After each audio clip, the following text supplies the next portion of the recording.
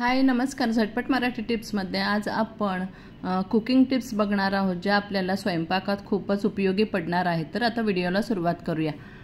पहिला आपला हॅक असा आहे का आपण बाहेरगावी जातो तर इडली किंवा काही आपण डोसा वगैरे बरोबर नेतो तर त्याच्याबरोबर आपल्याला चटणी लागते किंवा इतर वेळी पण दुसऱ्या कशासाठी आपल्याला हिरवी चटणी लागते. तर ती हिरवी चटणी खराब होते किंवा मग पातळ असते तर लीक होते डब्यातून. तर त्याच्यासाठी आपण काय करायचं आहे, ड्राय चटणी बनवून घ्यायची. ती कशा प्रकारे टिकाऊ आणि तर इथे मी सगळं साहित्य घेतलेलं आहे जे दाखवलं ते. डेसिकेटेड कोकोनट घेतलेलं आहे आपण अर्धी वाटी छोटी आणि ते जरा परतून घेतलेलं आहे मी तव्यावर. त्याच्यानंतर कोथिंबीर, कढीपत्ता, लसूण, आलं हे सगळं मी पुसून घेतलेलं आहे. थोडंसं ड्राय करून घ्यायचं आहे आणि परतून घ्यायचं आहे. कढीपत्ता पण आहे त्याच्यात तर परतून घ्यायचं आहे त्याच गरम तव्यावर. परतून झाल्यानंतर त्याच्यातलं मॉइश्चर गेल्यानंतर आपण सगळं हे एकत्र करायचं आहे आणि थोडंसं गार होऊन द्यायचं. नॉर्मल रूम टेम्परेचरला गार करायचं आहे आपण हे.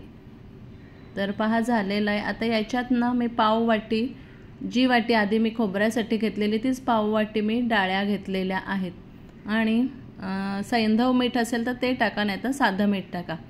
आता इथे मी लिंबू सत्व घेतलेलं आहे म्हणजे सायट्रिक ॲसिड. तर ते सायट्रिक ॲसिड थोडंसं 2-3 जे त्याचे क्रिस्टल होते ते टाकलं आणि मग मिक्सरमधून बारीक करून घेतलेलं आहे. अगदी चटणी वाटतं तसं बारीक करून घ्यायचं. फक्त हे सगळं आपलं मिक्सिंग आहे ते ड्राय आहे. तर हे टिकाऊ आहे. तर तुम्ही फ्रीजमध्ये ठेवा किंवा कुठे बाहेर जाताना तुम्हाला ही चटणी उपयोगी येईल का त्याच्यात पाणी टाकायचं आणि त्याची तुम्ही कन्सिस्टन्सी तुम्हाला जशी हवी तशी ॲडजस्ट करायची. तर आता पहा मी एखाद्या डब्यात भरून ठेवते आहे. तर तुम्ही फ्रीजमध्ये हे ठेवून द्या किंवा बाहेर अगदी 2-3 दिवस राहील हे. तर आता जर मला चटणी बनवायची असेल घाईच्या वेळी, जर तुम्हाला पटकन चटणी हवी असेल, नारळ नसेल तर ही चटणी खूप उपयोगी पडते किंवा एखाद साहित्य नसेल तर पहा मी पाणी ॲड केलेलं आहे. मला जेवढं पातळ हवं तेवढं मी पाणी ॲड करून कन्सिस्टन्सी ॲडजस्ट केलेली आहे. तर ही चटणी खूप उपयोगी आणि खूप टेस्टी लागते. नक्की तुम्ही करून बघा. तर अशी मी बरेच वेळा करून ठेवते की मला ती अचानक उपयोगी पडते टिफिनसाठी सुद्धा. आपला दुसरा हॅक आहे बिर्याणीसाठीचा. तर तुम्हाला माहितीच आहे मी नवीन घरात शिफ्ट झालेली. तर पहिले 2 दिवस तर खूप कठीण जातं स्वयंपाक करणं. तर अशा वेळी काय करायचं, शॉर्टकट मारायचे असतात. तर मी बिर्याणी करण्याचं ठरवलं कारण आमच्या घरात सगळ्यांना व्हेज बिर्याणी खूप आवडते. तर इथे मी पहा इंडस व्हॅलीचं हे बिर्याणी पॉटच आधी घेऊन ठेवलेलं. तर खूप जाड आहे त्याचं तळ, शिवाय स्टीलचंच लीड आहे, त्याला झाकण आहे. कूल सिलिकॉन हँडल्स आहे त्याच्यामुळे गरम होत नाही भांडं, म्हणजे पकडता येतं सहज आपल्याला. तर हे ट्रिप्लायसुद्धा आहे आणि 2.9 लिटरची कॅपॅसिटी आहे. 3-4 जणांसाठी अगदी छानपैकी याच्यात बिर्याणी होते. तर बिर्याणी काय तुम्ही सूप वगैरे काही बनवू शकतात. तर बिर्याणीला मी आता सुरुवात केलेली आहे. तर इकडे मी तेल घेतलेलं आहे. तर तुम्हाला हे जर पॉट घ्यायचं असेल तर माझं कुपन कोड तुम्ही वापरा. 12% तुम्हाला एक्स्ट्रा डिस्काउंट मिळेल. ZATPAT12 हा वापरा. तर आता मी कांदा टाकलेला आहे आणि तो आता भाजून घेते आहे, नीट तळून घेते आहे. तुम्ही तेलाऐवजी तूप पण टाकू शकतात. आता याच्यातच मी काय केलेलं आहे, पनीर टाकलेलं आहे. म्हणजे वेगळं पनीर तळायची आवश्यकता नाही. याच्यातच छान तळून निघतं आणि तुकडे त्याचे होत नाहीत. इथे मी 2 टोमॅटोची पेस्ट केलेली आहे आणि ती ॲड केलेली आहे. त्याच्यानंतर जिंजर गार्लिकची पेस्ट ॲड केलेली आहे 1 चमचा. परतून घ्यायचं आहे सगळं. गॅसची फ्लेम ॲडजस्ट करत राहायची ढवळताना, परतताना. हिंग टाकलेला आहे थोडा मी, हळद टाकलेली आहे. त्याच्यानंतर लाल तिखट मी घरचं घेतलेलं आहे माझं. ते जास्त तिखट नाही म्हणून मी 1.5 चमचा मोठाच टाकलेला आहे. छान कलर येतो याने. आणि आता तुम्हाला ॲड करायचा आहे बिर्याणी मसाला. तर मी आता घरी बनवत नाही, बसली घाई आहे. दुसरं म्हणजे काय, खूप थकायला झालेलं नवीन घरी आले म्हणून. तर मी बिर्याणी मसालाच टाकला आणि ह्या भाज्या 2-3 होत्या घरात तर त्या कट करून टाकल्या. फ्लॉवर आहे, त्याच्यानंतर हे फ्रोझनच माझ्याकडे मटर होते आणि कॅरट होतं तर त्याचे तुकडे टाकलेले आहे आणि परतून घेतलेलं आहे. अजून पण तुम्ही भाज्या ॲड करू शकतात. आता तूप थोडंसंच होतं माझ्याकडे तर ते मी ॲड केलेलं आहे. सुरुवातीला तुम्ही जास्त तूप घ्या, बिर्याणी खूप छान लागते. तर छान असं भाज्या शिजवून घेतलेल्या आहेत. तर मस्त कलर पण आला आहे। गॅसची फ्लेम अगदी आता लो करायची आहे आणि त्याच्यावर मी आधी हा शिजवून घेतलेला भात, ज्याच्यात मी तमालपत्र टाकलेलं आहे, दालचिनी टाकलेली आहे, वेलची टाकलेली आहे ते, आणि वरून आता पुदिनाच फक्त होता तर तो थोडासा चिरून टाकलेला आहे।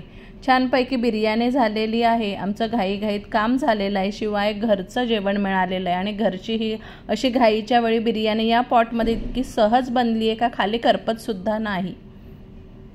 तर झालेली आहे आपली बिर्याणी। आता आपण पुढचा हॅक बघूया। तर पुढचा हॅक आहे, बरेच वेळ आपल्याकडे भात उरलेला असतो, तर हा भात कसा यूज करायचा, कारण उन्हाळ्याच्या वेळेस पावसाळ्याच्या वेळेस शिळं खाणं म्हणजे थोडंसं रिस्की वाटतं। तर आपण हा भात अगदी फ्रेश तयार केल्यासारखा बनवणार आहोत, शिवाय अगदी निर्जंतुक होणार आहे। तर मी आधी काय केलेलं, हा शिळ्या भाताला हाताला पाणी लावलं, वाटीत जे पाणी घेतलं तर हाताला लावून त्याने भात असा कुस्करला, त्याच्या ज्या गुठळ्या असतील त्या मोडल्या, म्हणजे अगदी मस्त असा सुटसुटीत झालेला आहे। शिवाय ओल्या हाताने काय होतं, पातेल्याला एकसुद्धा शीत राहत नाही, म्हणजे आपला हा भात वाया नाही जात। पहा सगळा निघाला। आता एका कढईत मी पाणी तापत ठेवलं आहे, त्याच्यावर एक डिश ठेवलेली आहे, चाळणीत हा भात उपसून घेतलेला आहे आणि त्याच्यावर अशी दुसरी चाळण ठेवलेली आहे। गॅसची फ्लेम तुम्ही मीडियम किंवा हाय ठेवा, चालेल। छानपैकी हा भात अगदी मस्त होऊन जातो। काही जण कुकरला लावतात पण तो बरोबर लागत नाही, तर या प्रकारे जर केला ना तर छान मस्त होतो आणि गरम गरम नुकताच बनवल्यासारखा होऊन जातो। तर भात आता आपण थोडा वेळ 5 मिनिटं ठेवलेला आहे। 5 मिनिटांनी पाहिलं तर छान वाफाळलेला आहे तो, आणि बघा त्याच्यातलं एक्स्ट्रा पाणी त्या डिशमध्ये पडलेलं आहे। तर झालेला आहे भात आपला तयार। तर अशा प्रकारे तुम्ही उरलेला भात करू शकतात आणि तो खाऊ शकता किंवा दुसऱ्या कशासाठी सुद्धा वापरू शकता। तुम्ही फोडणीचा करा किंवा अजून काही त्याचं करू शकतात, पण छान मस्त मोकळा नुकताच केल्यासारखा हा भात झालेला आहे। तर हा हॅक तुम्हाला कसा वाटला नक्की मला कळवा।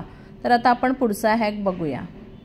पुढचा हॅक आहे चिंचेच्या बाबतीत। तर आता पावसाळा सुरू होतोय, म्हणजे झालाच आहे, तर आपल्याला बरेच वेळा चिंचेचा कोळ लागतो। काहींचं आंबट वरण असतं किंवा आमटी असते, त्याच्यात चिंचेचा कोळ लागतो। तर हे दरवेळी थोडीशी चिंच घ्या, गरम पाण्यात टाका, भांडं त्याला वेगळं वापरा। तर त्याच्याऐवजी आपण काय करायचं, आता हे चिंचेचं कोळ बनवूनच ठेवायचं, म्हणजे चिंचेचं पाणी। तुम्ही ना चाट आयटमसाठी पण ते पाणी यूज करू शकतात। तर त्याच्यात गूळ मात्र आत्ता घालायचा नाही। तर मी चिंच घेतलेली आहे आणि जवळजवळ ज्या वाटीने घेतली तर त्याच्या तिप्पट किंवा चौपट तुम्ही पाणी घ्या, किती तुम्हाला पातळ हवं तसं, आणि ना कढईत घ्यायचं आणि उकळवून घ्यायचं हे।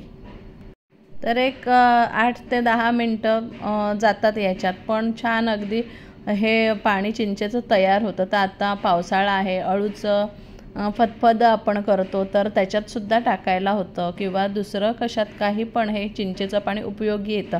तर हे पाणी ना खराब नाही होत, चांगलं अगदी 1.5-2 महिने छान राहतं।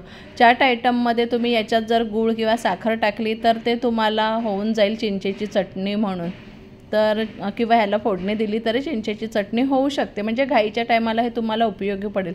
तर आता हे झालेलं आहे आणि गरम गरमच गाळायचं आहे, आणि वरचा जो चोथा राहतो तो तुम्ही तांब्या पितळेच्या भांड्यांना वापरू शकता। एका छान अशा स्वच्छ स्टराईल बॉटलमध्ये हे काढून ठेवा, जारमध्ये मी काढून ठेवलेलं आहे। आणि आता हे तुम्ही फ्रीजमध्ये जर स्टोअर केलं तर चांगलं 2-3 महिने छान राहतं आणि खूप सगळ्यासाठी उपयोगी येतं, म्हणजे प्रत्येक वेळी तुम्हाला चिंच भिजत घालायला नको।